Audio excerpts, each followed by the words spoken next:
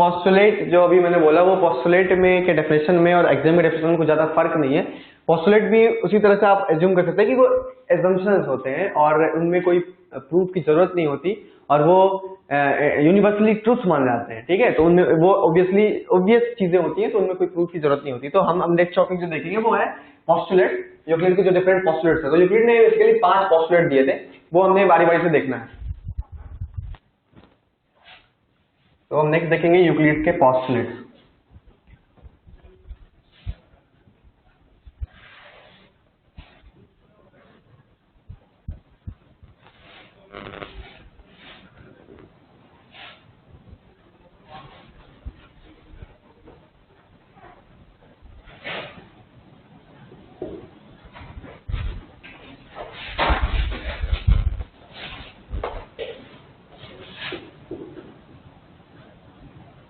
Euclid postulates,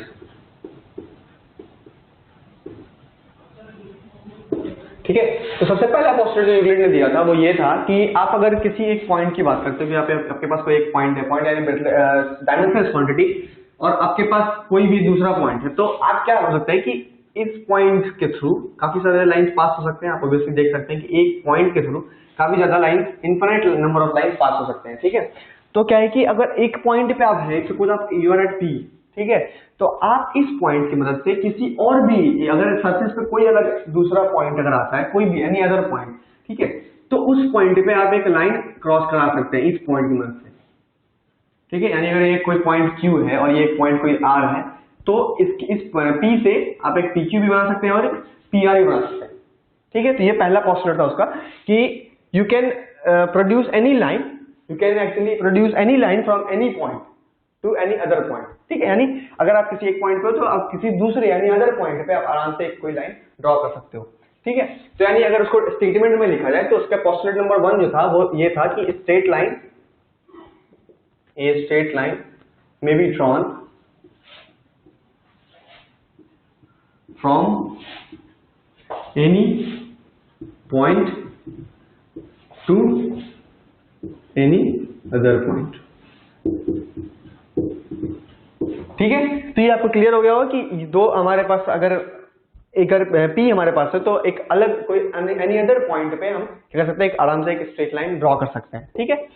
ये postulate है, उसका पहला पोस्टुलेट था। तो इससे एक एक्सियम भी जो हमारी आती है वो ये आती है कि अगर हमारे पास दो पॉइंट्स है, सपोज P है हमारे पास और Q है, तो इसके थ्रू हम बस एक लाइन ही, स्ट्रेट लाइन ही पास करा सकते हैं, ठीक है। जो एक दोनों में कॉमन हो, वो एक ही लाइन होगी जो पास हो सकती है, ठीक है। तो ये इसी से फॉलो होकर जो एक एक्सियम बनता है वो ये है कि अगर हमारे पास दो पॉइंट्स हैं, दो डिफरेंट डिस्टिंक्ट पॉइंट्स हैं, तो उनसे बस एक ही लाइन पास हो सकती है, ठीक है। यानी गिवन टू डिस्टिंक्ट पॉइंट, ये हमारे पास अगर गिवन, ये हमारा पोस्टुलेट था और ये हमारा एक्सियम जो इससे फॉलो होकर आया है वो ये है कि गिवन डिस्टिंक्ट 2 पॉइंट्स,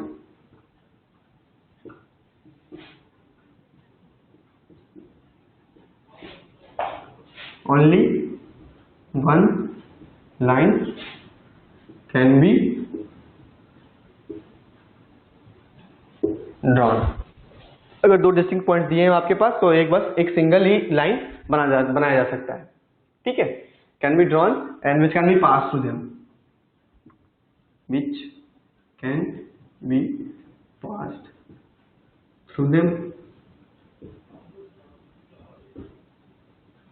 ठीक है। तो ये हमारा उसी से जो एक्सियम फॉलो होके आता है, इसके कारण इस पोस्टुलेट का नाम जो एक्सियम बनता है वो ये, ठीक है। अब नेक्स्ट पोस्टुलेट की बात करें तो नेक्स्ट पोस्टुलेट जो हमारा जो यूक्लिड ने कहा था वो नेक्स्ट पोस्टुलेट उसका ये था कि कोई भी स्ट्रेट लाइन जो है उसको आप क्या कर सकते हैं, इनफाइनाइटली प्रोड्यूस कर सकते हैं। यानी a line can be produce infinitely, ठीक है। यानी उसको आप अगर प्रोड्यूस करें तो कोई फर्क नहीं पड़ता। यानी ए लाइन, ये हमारा सेकेंड पोस्टुलेट होगा, postulate number 2। A line can be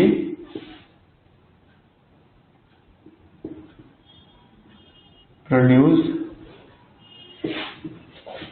infinitely। Condition ये है कि ये किस तरह की लाइन होनी चाहिए जिसको प्रोड्यूस कर सकते हैं इनफाइनाइटली।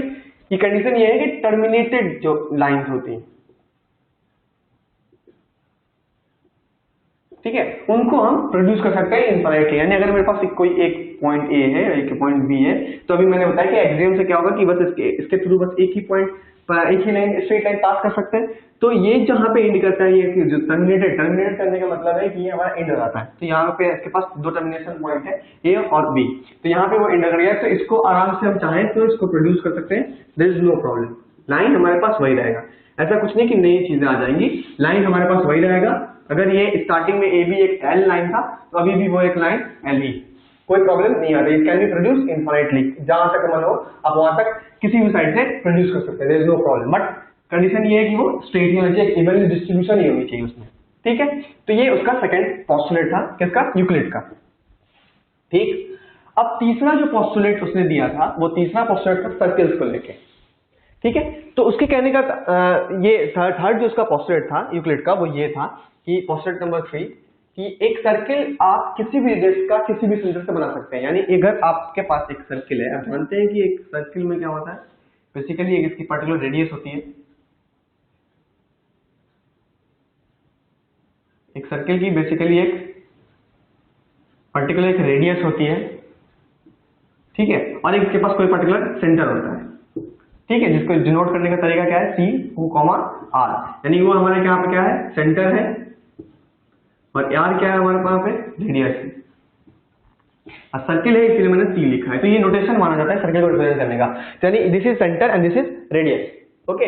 तो आपके पास एक पोस्टुलेट जो यूक्लिड ने दिया था, वो ये दिया था कि a circle can be drawn of any with any center and of any radius, it's drawn with any center and any radius, ठीक है। यानी एक किसी भी सेंटर के अगर प्लेन हमारा है, सरफेस है, प्लेन सरफेस है, तो वहां पे कोई भी एक पॉइंट हम ले सकते हैं, जिसके थ्रू हम क्या कर सकते हैं, एक सर्किल ड्रॉ कर सकते हैं विद एनी रेडियस। यानी आर कैन बी एनीथिंग, कोई आर्बिट्रेरी करेंगे, कोई रैंडम, कुछ भी हो सकता है वो, कोई भी R, but it should be positive quantity, it should be zero also, it can be zero. अगर जीरो होता है तो वो क्या हो जाएगा, हमारा पॉइंट हो जाएगा। सो पॉइंट एक डायमेंशनलेस क्वांटिटी है, इसलिए इसमें आर भी क्या होगा, जीरो होगा उस सर्किल के केस में। तो हम क्या कर सकते हैं कि आर हमारा कोई भी आर्बिट्रेरी पॉजिटिव नंबर होगा, और ये जो हमारा बाउंड्री है, यानी जो ये जो हमने ये जो बनाया है, जिस सेंटर की मदद से बनाया है, जिसको फिक्स कर, जिस पॉइंट को फिक्स करके बनाया है, तो वो पॉइंट भी हमारा प्लेन सरफेस पे कुछ भी हो सकता है। तो ये हमारा थर्ड पोस्टुलेट था, जो यूक्लिड पोस्टुलेट में ये तीसरा पोस्टुलेट आता है। उसके बाद अब जो नेक्स्ट पोस्टुलेट है वो ये है कि जितने भी राइट एंगल्स होते हैं, वो राइट एंगल्स को लेके है। राइट एंगल्स आप जानते हैं कि right angles are nothing but a measurement of 90 degree, ठीक है। अगर एक कोई स्ट्रेट लाइन है और इस पे कोई मेजरमेंट इसकी 90 डिग्री की है, ठीक है, यानी अगर ये राइट एंगल है, right angle equals to 90 degree, it is equals to 90 degree, ठीक है। तो ये एक किसी भी स्पेस में, किसी भी फिगर में, अगर ये हमारे पास एक राइट एंगल, सपोज अगर ये ट्रायंगल था और यहाँ पे भी यहाँ पे ये जो हमारा ये ट्रायंगल था, वो राइट एंगल ट्रायंगल था, और ये पॉइंट इसका ए बी सी है, तो सी पे ये एक राइट एंगल ट्रायंगल है, ठीक है। और हमारे पास एक दूसरा डायमेंशनल फिगर है, यानी एक दूसरा ज्योमेट्री है हमारे पास, जो कि एक सपोज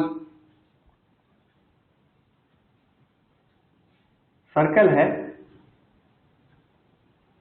और इस सर्कल में ये डायमीटर है, और ये हमारा ये 90 डिग्री है। तो अगेन इट्स ऑल्सो है 90 डिग्री, ये हमारा सर्कल है ओ का और रेडियस का आर है, ठीक है।